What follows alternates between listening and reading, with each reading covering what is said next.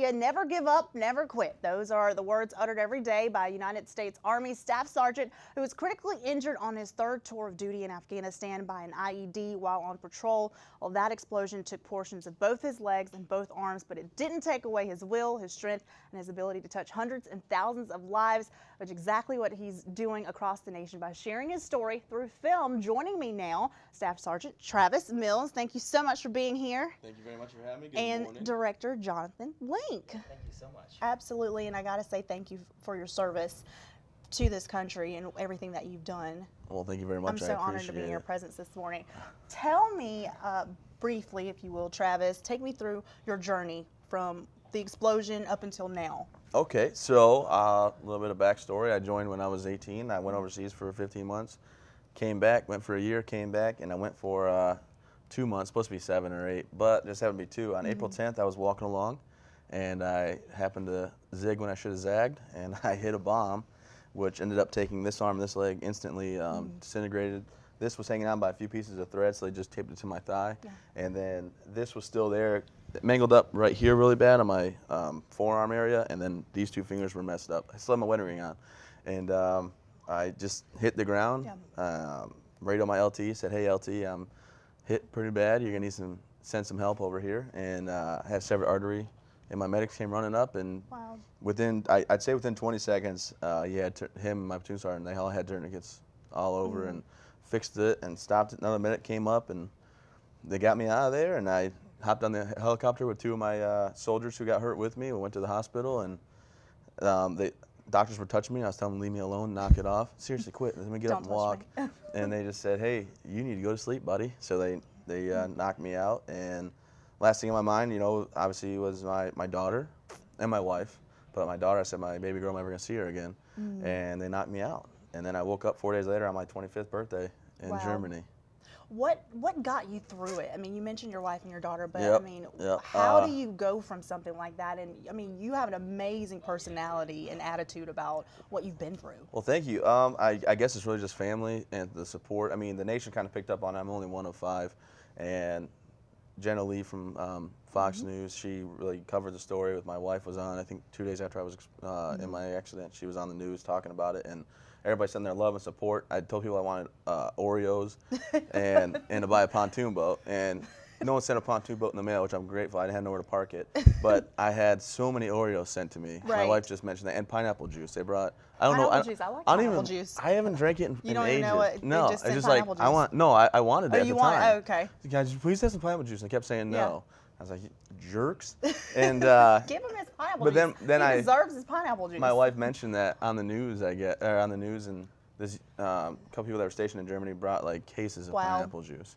And I guess the nation got me through it. And then my daughter and my wife and my family, my mother and father were there and everything. And then really now it's just, it'd be a bit selfish to quit after all the time and effort put into it. Because I wasn't actually supposed to live, surprisingly. I mean, you figure like, oh, that's a scratch. I know, that's what I thought too. But yeah, the fact that you're 1 in 5, I mean, that's amazing. Well, it's really a tribute to battlefield medicine. There's a lot more wounded guys that are making it because of the new, tourniquets and technologies and advancements in battlefield medicine. So I'm thankful to be alive. Well, Jonathan, talk to me about a soldier story. This is based on Travis, and why you decided to do this. Oh yeah, when actually the producer Katie Norris from Photolanthropy. She saw a photo of Travis and saw that he just had this awesome smile, and she was like, I really want to get a chance to talk to this guy. Why does he have such an amazing smile, but he doesn't have his limbs? And so when she said, hey John, let's go and talk to him, interview him, and we were originally going to just start off with a short 8-minute film, and once we got a chance to talk with Travis, hear his incredible story, and also his wife Kelsey, she shared just her heart, and we just kind of knew that this was going to be such an amazing piece that we raised some money on Kickstarter to actually then turn this into a full feature documentary. Which I am told it just sold out just last August.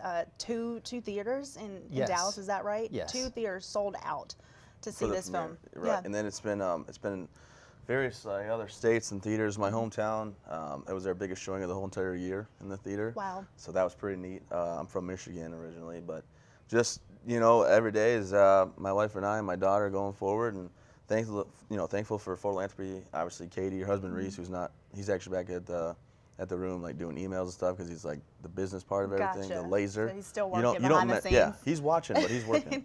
But for them and John, and really what they put together, we reenacted it. I don't like telling people we did it in 5 days. Well, Yeah. the filming in 5 days. I mean, you saw John under the hood. I mean, living Yeah. off Red Bull, Monster, and, Yeah, it and was pretty everything, intense. like 5-hour energies, because we had 4 days to do it. And you just saw, while we were talking here, snippets of the trailer. But this film, people can actually see tonight, right here in Columbia. That's right. Travis, A Soldier's Story. Where can they see that? Yep, at the Lutheran Theological Southern Seminary. It's going to be there tonight at 7 o'clock. You can pretty much find out all the details if you go to TravisTheMovie.com. It's got all the details on there. Right, and I believe you guys put a link up to that. Yes, on your, it'll on our website right now as well. There's information, and tickets to see this film are just $7, folks. That's nothing to see the story of Travis and what he's endured, and just your story is so inspiring. Right. Also, I'm pretty open case. If anybody has any questions, and you come out to the showing, I do a Q&A at the end. Awesome. And then there's a reception. I'd love to meet everybody.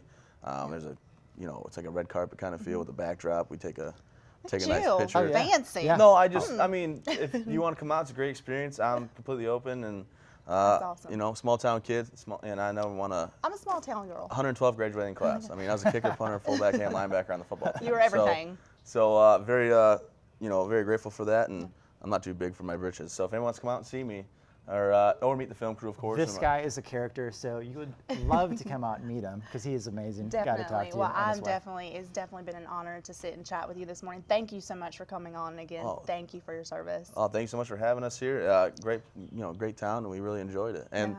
like we said, come out to the college and just enjoy yourself. Yes, folks, tonight we've got information on our website, WACH.com. Thank you, Jonathan, as well, for picking up this film and viewing it. We've got much more ahead on Good Day Columbia, folks. Stick around, including your forecast.